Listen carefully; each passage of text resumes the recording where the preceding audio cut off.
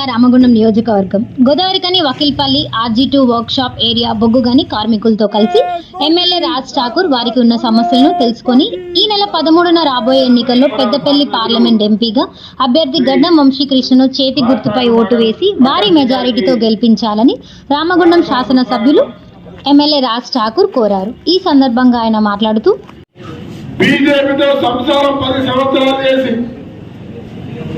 TRS గా మార్చి నువ్వు ప్రధానమంత్రివి, నేను డిప్యూటీ ప్రధానమంత్రి అయితా లేకపోతే ప్రెసిడెంట్ అయితా అంటే నా సలహాతో నా సూచనలతో నాతో కలిసి నువ్వు నేను కలిసి దేశాన్ని దోచుకోవడంలో సింగరేణిని ప్రైవేటీకరణ చేసిన వ్యక్తిని నాకు ఎసరు పెడుతున్నావు అని చెప్పి వాళ్ళ బిడ్డను జైలు పంపి ఆ బిడ్డ మళ్ళీ బయటికి రావాలంటే ఇలా బీజేపీని గెలిపించాలి, నువ్వు నాతో పాటు రావాలి, పనికిరాని వాళ్ళందరూ కూడా పోటీలో పెట్టాలని ఒక కుట్రతో ఈరోజు మొన్నటి దాకా ఫామ్ హౌస్ లో పట్టుకొని ఉన్న పెద్ద మనిషి గోదావరికి వచ్చి మాట్లాడతాడు.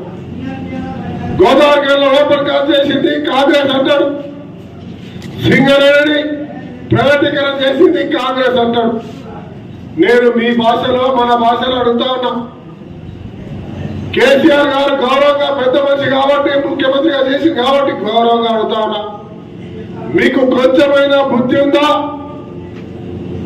అది నోరా తాటి మట్టనా మీ నాలుక? స్వయంగా గోదావరిలో కూర్చొని కుర్చేసుకొని కూర్చుంటా 100 గంట కాకుండా చేస్తా ఉన్న వారిని ఇవాళ ముఖ్యమంత్రి కాగానే ఆ కుర్చీలో కూర్చోగానే యుద్ధ ప్రతిపాదికన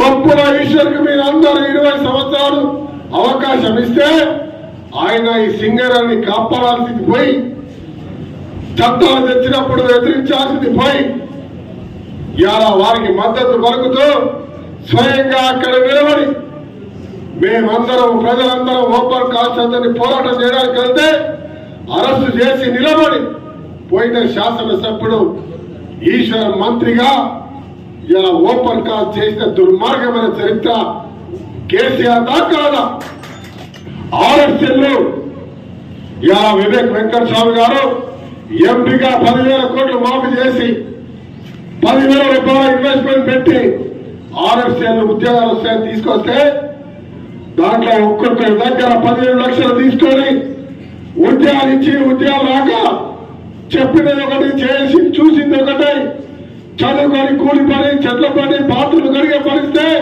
కుమిలి మన బిడ్డను ఆత్మహత్య చేసుకునే కారణం ఇలా కొప్పలీశ్వర్ గారు మీరు కాదా, మీ తమ్ముడు కమలాసన్ గారు అడుగుతున్నా. ఇలా కమలాసన్ దశావతారంలో నిలబడి యాక్టింగ్ చేసినట్టుగా నటించే వ్యక్తులు మీరిద్దరు.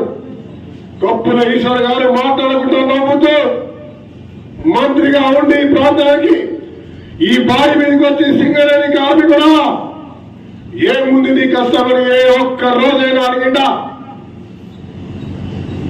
చనిపోయిన కుటుంబాల దగ్గరికి వెళ్ళి మా నాయకుడు తప్పు చేసిండు క్షమించిండు వారికి తగిన శిక్ష ఇస్తాను ఏ ఒక్క రోజైనా చెప్పిండా? గోదావరిలో ప్రతి 10 ఇంట్లకు ప్రతి ఒక్క ఇంటికి 2 MBAలు MAలు డిగ్రీలు చేసిన వారు ఉన్నారు. కొలువులు లేవు, ఏ రకంగా చేద్దాం, నేను కొలువు ఇప్పిస్తాను ఏ రోజైనా చెప్పిండా? ఇవాళ పేదవాడికి ఇల్లు లేని వారికి నేను డబల్ బెడ్రూమ్ ఇల్లు కట్టిస్తా భయపడమని ఏ రోజైనా చెప్పిండా? సింగరేణి కార్మికుడు సొంతింటి కాల కావాలి, మారు పేర్లు రావాలి. సింగరేణి కార్మికులు ఇలా ప్రొడక్షన్ల కొరకు తన రక్తాన్ని చెమటగా మార్చి కూలీల కంటే ఎక్కువ పనిచేస్తున్న తీరుకు యజమానం ద్వారా వారికి ఇచ్చే గౌరవం ఇచ్చే కార్యక్రమంలో ఏ రోజైనా గొప్పగా నిలబడి మాట్లాడినవా? ఈ రోజు ఏ రకంగా మీరు ఓటు అడగడానికి వస్తా ఉన్నారు? మా రామగుండాన్ని బొందరగడ చేసింది మీరు, సింగరేణి కార్మికుడు చులకల చేసింది మీరు. రామగుండంలో విద్యుత్ దేశానికి ఉలికిరిస్తున్న రామగుండాన్ని చీకటి మారుస్తున్నారని ఆ రోజు ర్యాలీ తీసి అధికారం రాగానే రామగుండంలో నీళ్లు బొగ్గు భూమి ఉన్న ఈ ప్రాంతాల్లో పవర్ పెట్టకుండా యాదాద్రిలో 3 కోట్లు ఎకరానికి 3 కోట్లు పెట్టి నీళ్లు నాగార్జున సాగర్ బొగ్గు గోదావరి నుంచి తీసుకెళ్లి 50,000 కోట్లు పెట్టి అక్కడ దోపిడీ చేసిన చరిత్ర మీది కాదా? ఈ రోజు రామగుండంలో పౌరులు పెట్టకుండా బొగ్గు నీళ్లు అన్ని ప్రాంతాల్లో 1900 ఎకరాల భూమి ఉన్నా కూడా కమిషనర్ కక్కుర్తి పట్టి ఆడ పెడుతుంటే ఏ రోజైనా ఈ ప్రాంత మంత్రిగా మా రామగుండంలో అన్ని వసతులున్నాయి ఎందుకు పెట్టలేదు అని ఏ రోజైనా అడిగినవా అని అడుగుతున్నా.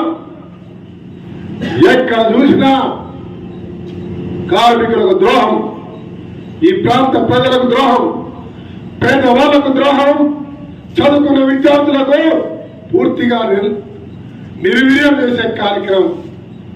ఈ రోజు చదువుకున్న నిరుద్యోగులకు ఉద్యోగాల అంశంలో కనీసం పట్టించుకునేటువంటి మీరు ఇలా ఓటు అడిగే హక్కు లేదు. 13వ తారీఖు నాడు మీతో పాటు మీ కుటుంబ సభ్యులు, మీ బంధువులు, మిత్రులు లక్షలాది మందికి మీరందరూ చెబుతూ పెద్దపల్లి పార్లమెంట్ సీట్ మరి గడ్డం వంశీ ఇలా వెంకటస్వామి గారి మనవడు, వివేక్ గారి తనయుడు, నా తమ్ముడు మీ పార్లమెంట్ సభ్యుడిగా సింగరేణి కార్మిక కుటుంబాలు, ఎన్టీపీసీ రైతులు కుటుంబాలు, కార్మికులు, కాంట్రాక్ట్ కార్మికుల పక్షాన గట్టిగా మాట్లాడి ఈ ప్రాంతంలో ఇండస్ట్రీ తేవడానికి, స్మార్ట్ సిటీ నిధులు తేవడానికి, ఈ ప్రాంతంలో నిరుద్యోగ సమస్య పరిష్కారం చేయడానికి ఇలా మన ముందుకు మన గొంతుకై ఆ పార్లమెంట్ లో మాట్లాడడానికి గడ్డం వంశీ ఇలా పార్లమెంట్ సభ్యుడిగా మీ ముందుకు వస్తా ఉన్నాడు.